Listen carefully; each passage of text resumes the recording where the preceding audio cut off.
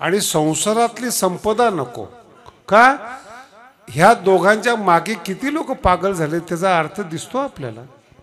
मुक्तीच्या मागे गेलेले परमार्थिक लोकांच्या हातात काहीच लागलं नाही. मुक्ती मुक्ती करून मेले हो. ज्ञानेश्वरीमध्ये फार सुंदर वर्णन आहे. जर योग्य गुरु नाही मिळाला ना त्या शिष्याचं काय करेल याचं सांगता येत नाही. आमचे बरेचसे दोस्त अंगाला राख लावून बर्फात राहतात. आमच्या वयातले, आता ते आमचं वय झाले, त्यांना कधी हरिद्वार ऋषिकेशला गेले की भेटतात ते पूर्ण अंगाला राख आहे. डोळे मला एक तर ओळखूच नाही आला माझा दोस्त. जुना चेहरा वेगळा, ते जटा बांधलेल्या चेहऱ्याला राख लावलेली, खरा माणूसच दिसत नाही राख लावल्यामुळं.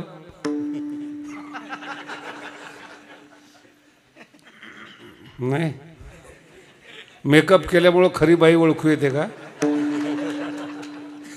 ते सगळं काढ तसंच संसार आहे हो. वरचं आवरण काढलं ना तर आतला माणूस दिसत नाही. वरचं आणि ते जेवढं सौंदर्य आहे ना ते बाहेरून आतलं वाईट झाकण्यासाठी दारूची बाटली सजवलेली असते, दुधाचं पातेलं नाही. बघितलंय कधी? दारूच्या बाटलीचा नंबर, त्याच्यावर काय लिहिलेलं असतं, ते गोल्डन अक्षर. महाराज तुम्हाला काय माहिती, आता इंटरनॅशनल आहे ना मी, तेवढं दिसणार नाही का मला? सजवलेली असते. बिअर बार सजवलेले असते, जसं काय 12 महिने दिवाळी. दुधाच्या दुकानावर माशाच. फायदेशीर कोणतं आहे, दूध आहे का दारू आहे? बोला ना. आणि तुम्हाला त्रास होतो त्याचा. मी कधी कुणाला कीर्तनात आजपर्यंत म्हणलो नाही माळ घाला म्हणून. तुम्हाला जिथे इच्छा असेल ते, मी कशाला सांगू माळ घाला म्हणून. मराठी पकडणे एवढं सोपं नाही. विठाला विठाला तुम्हाला सुखी व्हायचंय, मराठी व्यवस्थित ऐका. तुम्हाला वैयक्तिक निर्णय घ्यावे लागतात, वैयक्तिक. आणि ते निर्णय वैयक्तिक सुखदुःखाला कारणीभूत असतात. म्हणून ज्या वेळेस मुलं मुली एकत्रित येतात लग्न पाहण्याकरता, मुलीला विचारलं जातं तुला पसंत आहे का? आईबाप मुक्त होतात.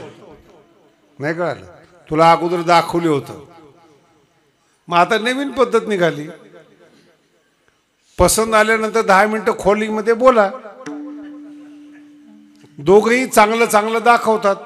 मला हे आवडतं, तो म्हणतो मला आवडते वगैरे वगैरे. जे नावडते ते कोणी सांगतच नाही. ते लग्नानंतर कळतं हे नाव हे नको होतं. पहिल्यांदा भेटीमध्ये तुम्ही वाईट सांगत नाही एकमेकाचं. माझ्यात दोष आहेत, माझ्या शरीरात दोष आहेत, माझे विचार नाही सांगत तुम्ही. आणि दोषासह संत स्वीकारतात. म्हणून संत संगत पाहिजे. न पाहे याती कुळाचा भक्त करुणा भक्त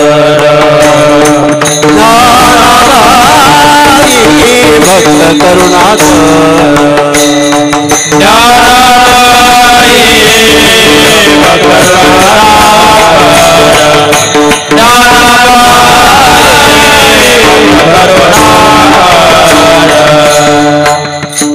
लक्षात न संत ते काहीच पाहत नाहीत. गुण दोष याती न विचार, त्याला ती संत संगत आहे.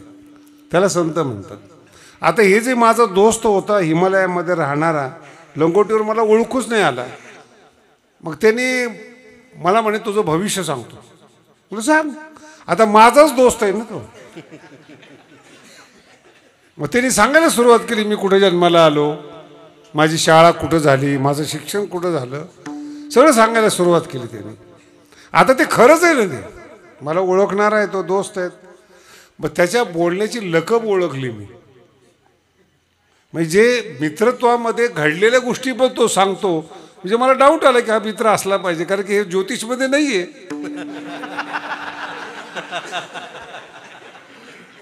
आणि मग त्याच्या बोलण्याच्या लकबी येऊन त्याला म्हणलं तू आमकाम कायस का? ते म्हणे बराच वेळ लागला ओळखायला. म्हणलं राख फासली ना अंगाला, राखेचा मेकअप केलाय, कसं काय ओळखू येणार? म्हणलं काय करतो? काय नाही, निवांत आहे. मराठी ऐका बरं का. काय नाही, निवांत आहे. हिमालयामध्ये असतो, कपडे घालत नाही, म्हटलं कोण पाहायला येतं? तिथं तू काय करतो, कोण पाहायला येतं? नाही म्हणे मी सांगतो ना, आता तुझ्यावर विश्वास ठेवल्यामुळं तो घोटाळा होतो. मराठी समजून घ्या, ज्या संताला बोलता येत नाही, प्रश्नाची उत्तरं देता येत नाही, त्याला तुम्ही गुरु मानता. वरून आम्हालाच लोक म्हणतात बरं का, आमचे संत बोलत नाही. अरे आलं तर पाहिजे बोलता. शब्द लक्षात ठेवा, ब्रह्म प्रसन्न होईल पण शब्द ब्रह्म प्रसन्न होत नाही. लिखाण अवघड आहे, लिहिणं अवघड आहे. संत होता येईल, ग्रंथ लिहिता येत नाही. ज्ञानेश्वर महाराजांनी ज्ञानेश्वर लिहिले हा फार वेगळा भाग आहे. पण ज्यांना तुम्ही संत मानता, अगोदर त्यांचं ज्ञान तपासा, समजतं किती. तुमच्यापेक्षा जास्त समजत असेल म्हणजे तो ज्ञानी नाहीये. तुमचं कळत असेल म्हणून तो ज्ञानी नाहीये. तो आपलासा किती, कृपा किती करतो, जवळ किती घेतोय हे तपासा. मी त्याला नंतर विचारलं, 20-22 वर्ष झाले आपल्या दोघांमध्ये. मी इकडं न्यायाचार्य झालो, गडाचा महंत झालो, तो अजून निवांतच आहे. म्हटलं नाही म्हणे मुक्ती. त्याचं म्हणणं काय आलं? मुक्ती. म्हटलं थंडीमध्ये बर्फामध्ये बिना कपड्याचं राहणं याचं नाव मुक्ती असं कुठे लिहिलेलं नाही. येतं काय ते सांग.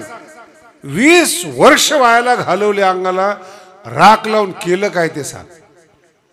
ज्या लोकांना कळत नाही त्याचा तू गुरु असशील. ज्या लोकांना कळत नाही त्याचा तू गुरु असतील.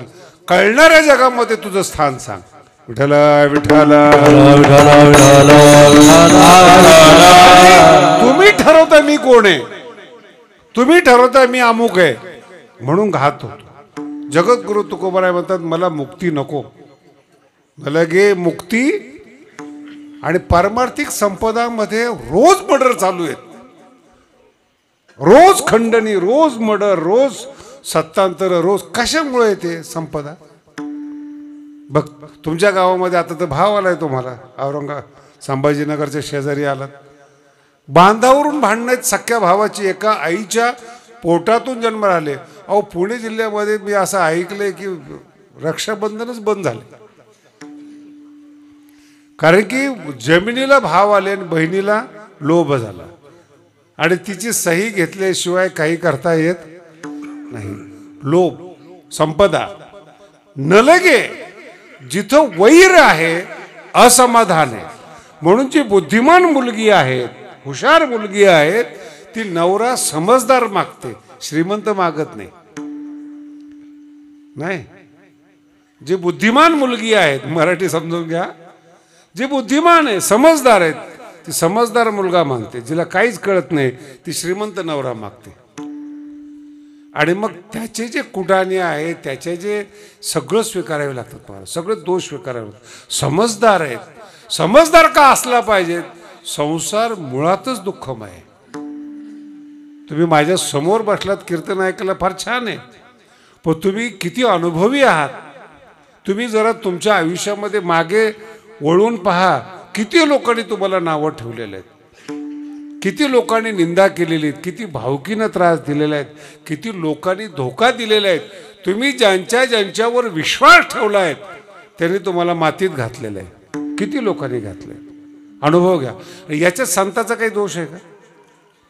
बोला ना. एवढं असून सुद्धा तुम्ही संतांना नावं ठेवता, संत संगतीत येत नाहीत. याचं कारण दुःखाची सवय लागली. विठ्ठल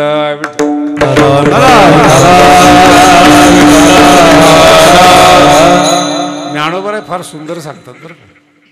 गारुडे असतात ना, हे गबसा काय रे, ओ बाई ऐका, तुम्ही पोराकडनं का लक्ष देऊ, आजी झालात ना तुम्ही, सहन करा पोराचं.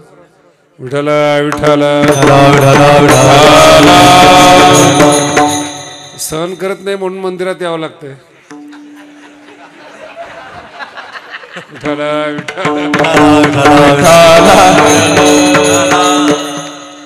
माझ्या समोर बसलेले तुम्ही माणसं आहात.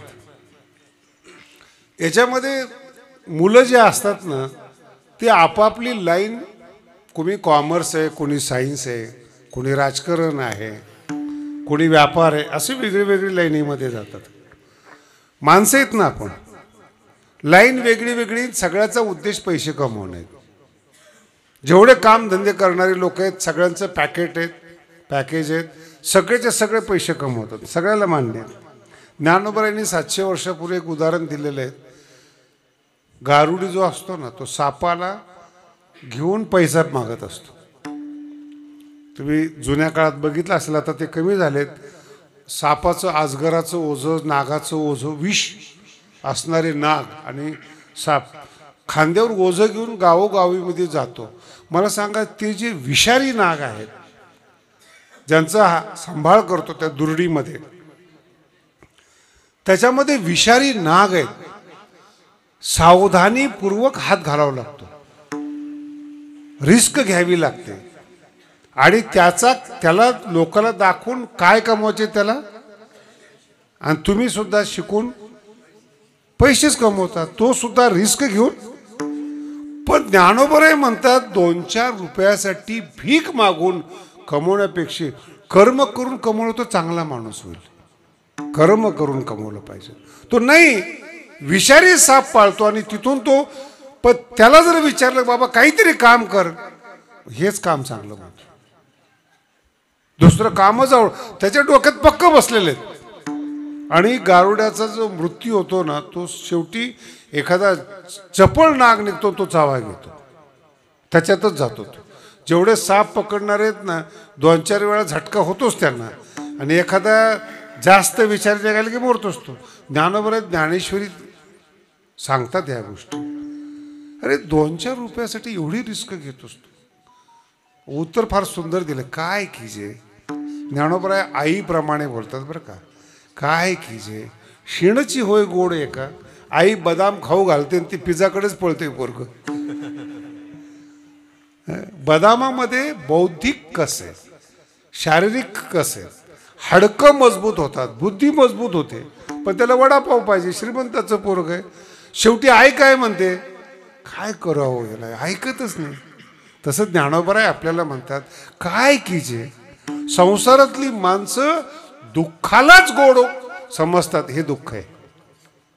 क्षीण होण्यालाच पुरुषार्थ समजतात, हे दुःख आहे. विठ्ठला विठ्ठल. मी परवा एका राजकारणी माणसाला बोललो, म्हटलं कसं जीवन जगताय महाराज, संतापेक्षा तुम्ही जास्त जीवन जगताय चांगलं. किती दुःख आहे तुम्हाला. आमच्या क्षेत्रात जर दुःख झालं तर भगवान बाबासारखे संत म्हणून मान्यता मिळते, पण राजकारणात दुःख सहन करायला काहीच मिळत नाही. बघा ना तुम्ही, किती ट्रोल होतात लोक, किती शिव्या देतात लोक. बरं, ज्याच्या ओळखीने ते शिव्या देतात. माझं कीर्तन कोणीतरी ते ऐकलं फेसबुकला, आणि त्यात खाली काहीतरी 2-4 शब्द दिले असतील त्यांनी, तर मी काही कमेंट माझा अकाउंटच नाही सोशल मीडियावर, कारण की यांच्याशी संबंधच नको. संत संग देई सदा. आणि ती कमेंट जरा वाईट होती, त्यांनी आणून मला दाखवली. बरं, ती वाईट कमेंट आहे लिहिलेली, मला दाखवायची काय गरज आहे. दिले असेल, काहीतरी वाईट बोलला असेल, काही झालं असेल, त्याला दुःख झालं ना, त्याला करमतंय कुठं. शास्त्रीला पण दुःख व्हायला पाहिजे. ग बस ना. मला शिवी दिली असेल तर मला माहीत नाही, मी सुखी आहे, पण तो सुखी नाहीये. त्याच्या डोक्यात पक्क आहे मीच का दुखी. याला संसार मानतात. आणि तो येऊन मला दाखवतो, बघा तुमच्याबद्दल काय बोलतात. मी वाचलं ते, म्हणजे छान बोलला. काय वाईट बोलला तो. नाही, पण तुमची चूक काढली, चुकलो असेल. लक्षात येते का, काय चुकलो असेल. नाही पण महाराज, पण तुमच्यासारख्या विद्वानाला बोलायचं, बोलू दे ना. त्यांनी बोललं, पण तू का माझ्या चुका काढतोय. तुमच्यासारखं म्हणजे मला उचकवणं ज्याला म्हणतो, ही संगत चुकीची. तुम्ही जेवढे मर्डर होतात, भांडणं होतात ना, ते भांडणं करणारे दोघेही मूर्ख असतात. कारण की त्यांना भांडणं लावणारा जो असतो तो उचकवणारा असतो. तुला एवढंच बोला, तू मूर्ख आहे, शहाणा आहे, बोल तुला. मी कधी कधी फार फिरकी घेत असतो. माझे जे काही विद्वान लोक आहेत, काही काही लोकांना तारखा नाही मिळत, नशीब असतं, शिकलेले असतात, बोलताच येत नाही ना. मग मी म्हणतो अरे तू एवढा विद्वान आणि तुला लोक हा ना लोक गाढव आहेत.